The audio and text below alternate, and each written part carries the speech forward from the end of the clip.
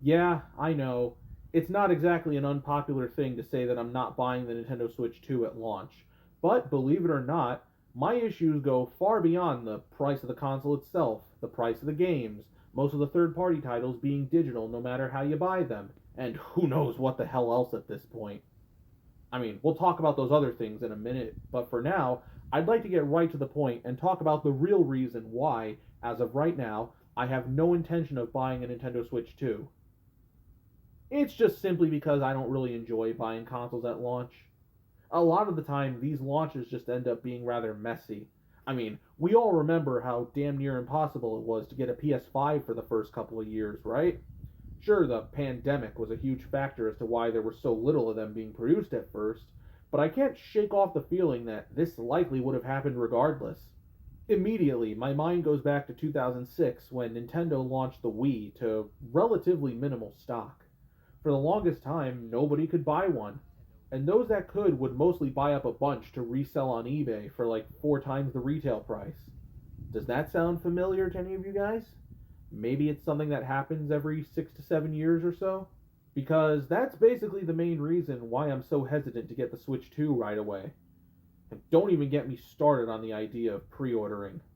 Why should I pay such a high price point, not to mention the price of the games on top of that, for a console that I may not even get the second it launches because of how many other people want it? Now, of course, I understand that everyone's individual experiences may vary from mine, but I've just been too burnt out by system launches to really give a damn about them. It's not quite the same situation, but I'm going to tie this back to the Wii for a second and tell you guys a little story. It's a late night in early 2007, and my dad was part of a queue at Target to pick up a Wii console for me. At the time, this particular Target only had a whopping 26 consoles in stock, so they were handing out tickets to the first 26 people in line.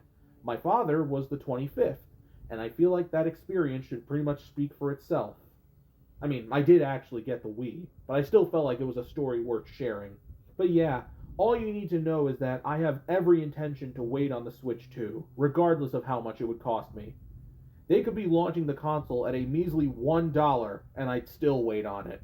In fact, I actually have some of my own opinions on the console's price point that may surprise you, so you might want to sit down. I think $450 is fair. Like, yeah, it's a bit much, but also consider this. When the Switch 1 came out, it cost around $300, and that's in 2017 money. Adjust that for inflation, and it would be worth nearly $400. So, an extra $50 for what is essentially a new and improved version of the original Switch is really not asking for too much. Plus, if Xbox raising their prices is any indicator, then we could very well be living in a world where Nintendo continues to be the cheaper alternative next to their competition. Also, I'm just going to say right off the bat that I don't think the console's price point is going to affect sales that much. I mean, I don't think it's going to be nearly as successful as its predecessor, but if the overall impressions of that Switch 2 Direct are any indicator, then I do at least think it'll outsell the Wii U. They are, at the very least, making it perfectly clear that this is a brand new console from the get go, and people seem to be really blown away by what they were seeing up until the prices were revealed.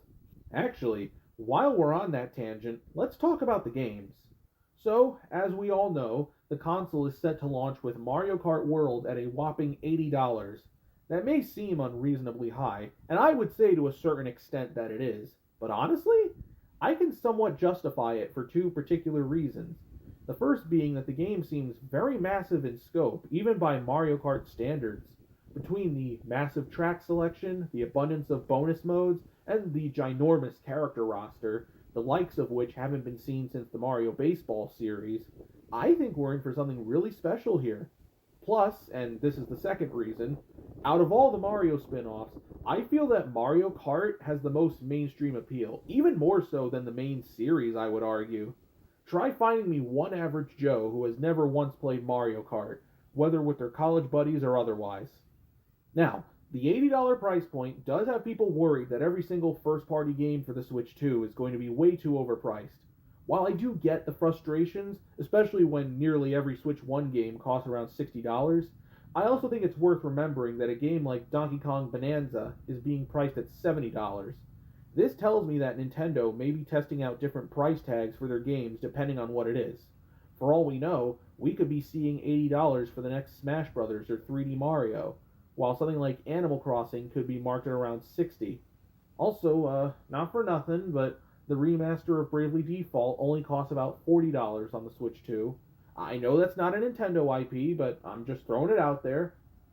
They could also bring back Nintendo Selects. Now, you're probably wondering what my thoughts are on the Game Key cards, and I honestly think a lot of the concerns with that are way too overblown. Like, yeah, I definitely prefer having physical media any day of the week, but you also gotta remember that the only games that seem to be doing this are third party titles that, a lot of the time, will have proper physical releases on other consoles like the PS5, the Xbox Series X, and even the PC if you try hard enough. It just seems like there's far too many concerns about these games potentially becoming lost to time in the future if physical media vanishes altogether. And while I'm all for preservation efforts, legal or otherwise, I also think that a lot of the people who are fear mongering about this stuff don't really care about preserving their games, but rather pushing their own agenda. Sorry, I'm just being brutally honest. But, anyways, I do still think that physical media isn't going to go anywhere anytime soon. These companies may be jumping on the digital gravy train now, but if you do your research, scientists are currently working on a new disk format that could hold up to 200 terabytes of data, so that in itself could very easily set a new precedent in the future. I mean, we're already seeing more companies who actually give a damn about physical media.